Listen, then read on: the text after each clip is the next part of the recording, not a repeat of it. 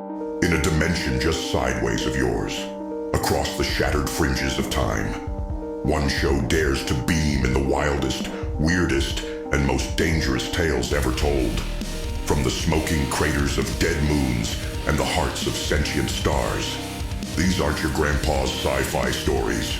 So buckle in, because reality's about to take a coffee break.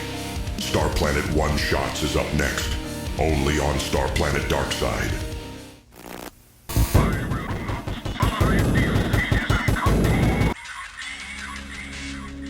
Greetings, true champions of the cause. Welcome to Starplanet One Shots. I am your host, the tenebrous Arius. In today's episode, we will be showcasing a science fiction sword and sorcery story from the universe 1983, featuring the classic 1930s pulp character, Taylia of Bane. Just Another Day in the Galaxy, a Taylia tale, was first published in Stories of Science and Sorcery by Ace Books in 1981, and later reimagined in comic book form by Heavy Metal magazine later that year. Now, dear travelers, let's begin. A lone figure moved through the desolate Alrayan moon wasteland, shrouded in a black cloak that fluttered lightly in the cold breeze. The figure dragged something heavy behind, its form obscured by the cloak's folds. Cresting a small hill, the figure paused, revealing a silhouette against the backdrop of a vast, star-speckled sky. Below lay the moon colony, a cluster of buildings bathed in the pale light of the celestial body. Taylia of Bane, the cloaked figure, looked down upon the colony with a sigh of relief, her breath misting in the frigid air. Her face winced with pain as the cut on her shoulder throbbed, a harsh reminder of her recent battle. She glanced back at the ancient black robot she had defeated, its metallic limbs now lifeless and trailing in the moon dust behind her. Steeling herself, Taylia began her descent toward the colony, each step measured and steady. As she approached, the townspeople noticed her, their eyes widening in fear. Whispers spread quickly, and soon a murmur of alarm rippled through the crowd. They had heard tales of the metallic ghost, a fearsome entity that had been terrorizing the areas surrounding the colony. The sight of a dark, cloaked figure fit the description all too well. Taylia sensed their fear and understood their mistake. She paused at the colony's edge and pulled back her hood, allowing her long red hair to cascade down her shoulders. The vibrant color caught the light, and murmurs of recognition replaced the whispers of fear. Her striking features, though hardened by the harshness of her journey, were undeniably human. She unfastened the cloak, letting it fall to the ground and revealing her warrior's attire. Her metallic breastplate, though battered, gleamed with a defiant shine, and the ancient crystal on her chest still glowed faintly. The animal skin loincloth and furred red boots spoke of her resilience and the rugged life she led. Her sword, now sheathed, hung at her left hip, a silent testament to her skill and strength. The townspeople hesitated, unsure of how to react. Taylia took a step forward, her hand resting lightly on the hilt of her sword. "I have faced the enemy," she said, gesturing to the defeated robot behind her. "This ancient machine is the metallic ghost you all feared," Taylia declared, her voice resonating through the crowd. With a final defiant gesture, she threw the robot's lifeless body in front of her, the metallic clatter echoing ominously in the stillness. It has now been vanquished. She scanned the gathering townspeople, her eyes searching for one particular individual. "Where is your scrap lord?" she demanded, her tone brooking no argument. A murmur rippled through the crowd until a tall, rugged man stepped forward, his presence commanding immediate attention. "I am the scrap lord," he announced, his voice a deep rumble. He parted the throng with a few strides, stopping in front of Taylia and the defeated robot. "How much will you give me for this?" Taylia asked, pointing to the robot. Its emerald power crystal is undamaged and surely worth its weight in credits. The scrap lord's interest was piqued. He approached the robot, securing a magnifying glass to his right eye. With practiced precision, he knelt down and began to scrutinize the fallen machine, his hands moving deftly over its surface. The crowd watched in hushed anticipation as the scrap lord examined the ancient robot. He pried open a panel on its back, revealing the emerald power crystal nestled within. The gem glowed faintly, its green light casting eerie shadows on his face. "This is quite a find," he muttered, mostly to himself. "The crystal alone is worth a small fortune." He glanced up at Taylia, a shrewd look in his eyes. "You've brought us something of great value, warrior. I'll give you a fair price, rest assured." Taylia crossed her arms, her posture relaxed, but her eyes alert. "How fair are we talking, scrap lord?" The man stood, dusting off his hands. "I can offer you 5,000 credits for the crystal, and another 3,000 for the rest of the robot," he said, his tone businesslike. "There's always a market for these relics." Taylia considered the offer, her mind calculating quickly. "Make it 10,000 credits total," she countered. "The crystal might be worth more than you think, and the robot's parts could fetch a high price on the black market." The scrap lord eyed her for a moment, then nodded. "Agreed. 10,000 credits it is." He extended a hand, and Taylia grasped it firmly, sealing the deal. "Pleasure doing business with you," she said, releasing his hand. The scrap lord's apprentice came running up with a rickety cart, the wheels creaking under the weight of their burden. He and another helper heaved the defeated robot onto the cart, its limbs hanging lifelessly over the edges. Taylia followed behind, her hand clutching her wounded shoulder, blood dripping steadily to the dusty ground. As they made their way through the colony, Taylia's eyes flicked to the small shops and street vendors that lined the narrow streets.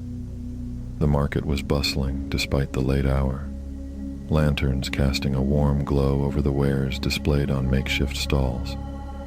The scent of exotic spices mixed with the metallic tang of machinery, a blend that was uniquely Alrayan. The scrap lord glanced over his shoulder, his eyes narrowing as he saw the trail of blood Taylia left behind. "You need to get that sealed, young warrior," he said, his voice gruff, but not unkind. "You're losing a lot of blood." Taylia nodded, her face pale but determined. "I'll take my payment first and make my way to the medical center," she replied. "But more importantly, I need to find the chariot smith." The scrap lord nodded, respecting her priorities. "He's at the far end of the market, past the spice traders," he said. "I'll have one of my boys take you there after we settle up." They soon arrived at the scrap lord's shop, a sprawling building made of corrugated metal and reinforced with salvaged parts from countless starships. The interior was a chaotic maze of gears, wires, and half-assembled machines. The air was thick with the scent of oil and ozone, and the hum of machinery was constant. The apprentice and his helper unloaded the robot from the cart, laying it on a metal table for the scrap lord to inspect further. Taylia waited, leaning against a workbench, her hand pressing harder against her wound to staunch the bleeding. The scrap lord disappeared into a back room and returned with a small lockbox. He opened it to reveal stacks of credits, the dull gleam of the coins reflecting the overhead lights. 10,000 credits. "As agreed," he said, handing over the payment. Taylia took the credits, nodding in appreciation. "Thank you," she said, tucking the money into a pouch at her belt. "Now, about the chariot smith." The scrap lord signaled to another young man who was busy sorting through a pile of spare parts. "Norin, take her to the chariot smith," he ordered, "and make sure she gets to the medical center afterward." Norin nodded, setting down his work and wiping his hands on a rag. "This way," he said to Taylia, leading her back out into the bustling market. As they walked, Talia's vision began to blur slightly from the blood loss, but she kept her focus on Norin, determined to reach the chariot smith. They passed by stalls, selling shimmering fabrics, exotic fruits, and intricate jewelry, the vendors calling out to potential customers. At last, they arrived at a small, well-organized workshop at the end of the market. The sign above the door read, "Menic's Chariot Smith." The sound of metal striking metal echoed from within, along with the hiss of a welding torch. Norin stepped inside, calling out to the smith. "Menic, we've got a customer for you." A burly man with a soot-streaked face and a thick beard emerged from behind a half-assembled star chariot. "My chariot is stranded outside the colony. I need it fixed as soon as possible," Taylia says. Menic's eyes widened when he saw Talia's condition. "By the stars, you're hurt," he exclaimed. "Let's get you patched up first, then we'll see about your chariot." Taylia shook her head, though her strength was waning. "My chariot is stranded." Menic nodded, his expression serious. "I understand. Let's get you to the medical center first, and I'll send a team to retrieve your chariot right away." Taylia finally relented, allowing Norin and Menic to guide her to the medical center. The three traveled through the colony, weaving through the bustling market and the narrow, winding streets. The sounds of commerce and conversation filled the air, blending with the hum of machinery and the occasional burst of laughter.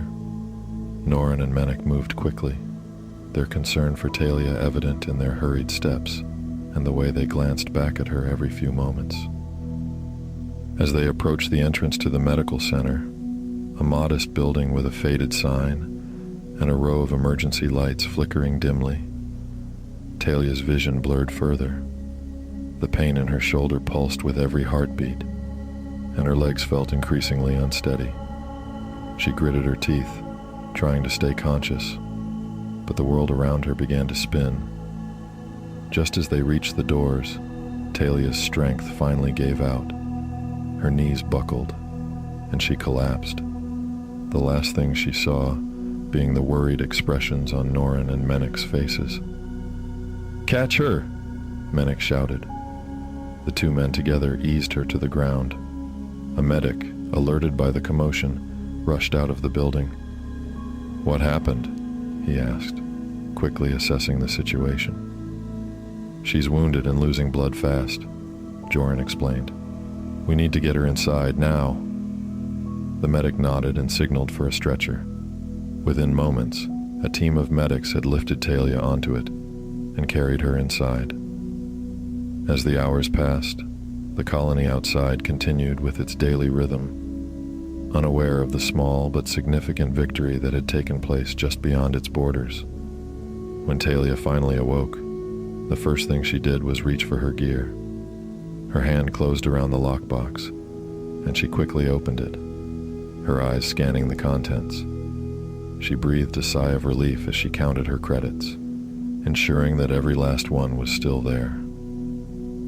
Satisfied, she set the lockbox aside and began to rise from the bed. Taylia tore the bedclothes from her body, exposing her exotic, muscular form. Her skin glowed in the soft light of the medical center, her long red hair cascading over her shoulders like a fiery waterfall. With a determined expression, she reached for her breastplate, its metallic surface gleaming. She fastened it securely, feeling the familiar weight against her chest. Next, she slipped into her animal skin loincloth, the soft fur brushing against her skin. As she finished dressing, the door to her room opened, and a medic walked in. He froze for a moment, taken aback by the sight of her in the midst of arming herself. "You're awake," he said, his voice filled with a mix of relief and surprise. "How are you feeling?" "I'm fine," Taylia replied, her tone brisk. I need to find the chariot smith. My star chariot won't fix itself. I would suggest you stay here for monitoring, but I don't think you'd take my advice, says the medic. I don't have time to take it easy, Taylia said, her eyes fierce. I have a mission to complete. She strode past the medic, her movements fluid and purposeful, despite the recent battle. As she made her way through the medical center, the staff and other patients looked up, some with admiration and others with curiosity. Her presence was commanding, her resolve clear. She pushed open the door and stepped out into the colony's bustling streets. Taylia made her way towards the chariot smith's workshop, her mind focused on the task ahead. The colony's residents gave her a wide berth, their earlier fear replaced by awe as they realized who she was. The scrap lord had already spread the word about her victory over the metallic ghost. When she reached the workshop, she found the chariot smith, Menek, waiting outside. Ah, you're awake. Menek begins before he's cut off. I need my star chariot fixed as soon as possible. The power crystal is depleted, and there's a mechanical problem draining the battery. I know, says Menek. I had my team retrieve your chariot yesterday. Yesterday? Talia's eyes widen in surprise. How many days have I slept? The scrap lord's apprentice and I helped you to the medical center 2 days ago. Taylia looks at him, shocked. 2 days. It's almost ready to go. Your onboard surge regulator was burned out, causing the core matrix to drag more power from the crystal. Give my team another hour or so, and we'll have it fixed for you. Taylia smiles and nods. I believe I have enough credits, Chariot Smith. 300 will cover the costs for repairs. That's all I ask. Thank you for slaying that ghost, Menek says with a grateful smile. Taylia nods again. Thank you, Menek. I appreciate it. Where is the inn from here? She asks. Menek points down the bustling street. Just follow this road and take a left at the end. You'll see a large sign for the Lunar Rest Inn. Thanks, Taylia says, and starts down the road, the townspeople parting for her as she passes. The lively streets are filled with vendors selling various goods, from fresh produce to intricate alien artifacts. A few moments later, Taylia pushes open the door, stepping into the warm, welcoming atmosphere of the Lunar Rest Inn. The scent of roasted meat and freshly baked bread fills the air, mingling with the sound of cheerful chatter. Taylia makes her way to the bar, where a stout woman with silver hair and a kind smile greets her. When I told you that story about the metallic ghost, I told you to be careful, not to go hunting it. The old woman laughed as she poured Taylia a drink. Taylia joined in the laughter and asked for the strongest mead. The old woman filled a mug and handed it to Taylia. As Taylia reached for her purse, the innkeeper stopped her. No, darling, this one is on me. Taylia smiled and slid into a stool, savoring the rich taste of the mead. She ordered another round, along with some meat and bread, enjoying the moment. Her purse was fat, her desires clear, and so far, nothing had gone wrong. Hey, you! I'm talking to you, girl. Taylia turned to see a group of 5 men, dirty and clad in looted armor. They were armed, and their presence had the patrons wary, if not outright scared. Seems to me like you've got a lot of creds here. Gimme that, and nobody needs to be hurt, said the leader, a bearded, overweight man brandishing a large axe. He eyed Taylia with a look that promised more trouble than just her purse. Boss, this here is the warrior that took out the metallic ghost in the wasteland, one of the sidekicks blurted out, excitement evident in his voice. Taylia couldn't help but smile. Her reputation was spreading. Ah, so you got quite a bit of credits there, girl. Now hand them over, the leader demanded. That I can't do. Bills to pay. Taylia replied with a smirk. Listen, girl. Notice no one here has come to your rescue, even though you've quickly become a savior around here. The fat, bearded man leaned in close, his breath rancid. We are feared around here, girl. We run this colony. Now give us the credits. Inspecting her empty mug for a few seconds, a smile crept across Taylia's face. The leader and his sidekicks laughed, but their laughter was abruptly cut short as Taylia smashed her mug into the leader's face.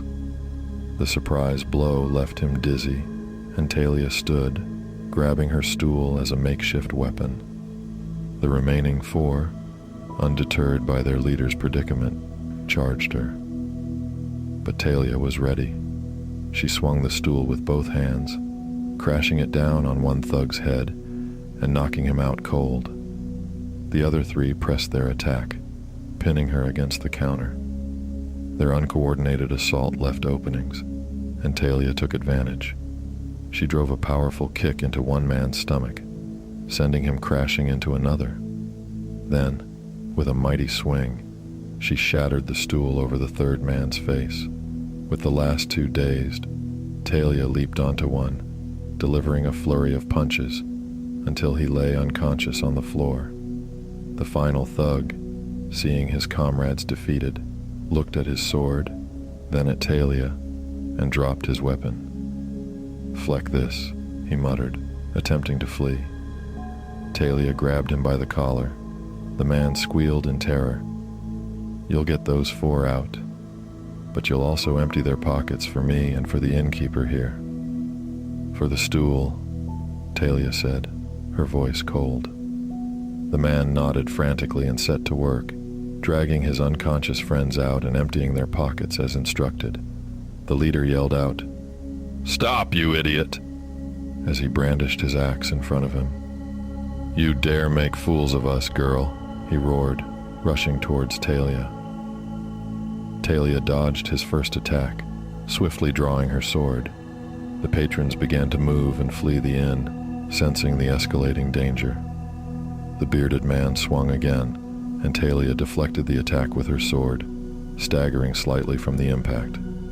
He swung again, and she dodged, finding herself backed against the bar. As he brought his axe down towards her head, Taylia dropped to the ground, trying to block the blow. The axe buried itself into the bar, getting stuck in the wood. Seizing the opportunity, Taylia rose to her feet, and with a swift, precise motion, sliced the man's head from his neck. Blood sprayed from the gaping wound as his body fell to its knees before collapsing into a pool of blood. Taylia looked to the innkeeper. "I apologize," she said, her voice steady despite the chaos around her. She then turned to the remaining henchmen, who stood frozen in shock. "Hey!" she yelled. "Clean this shit-aging clag up, and take your trash with you!"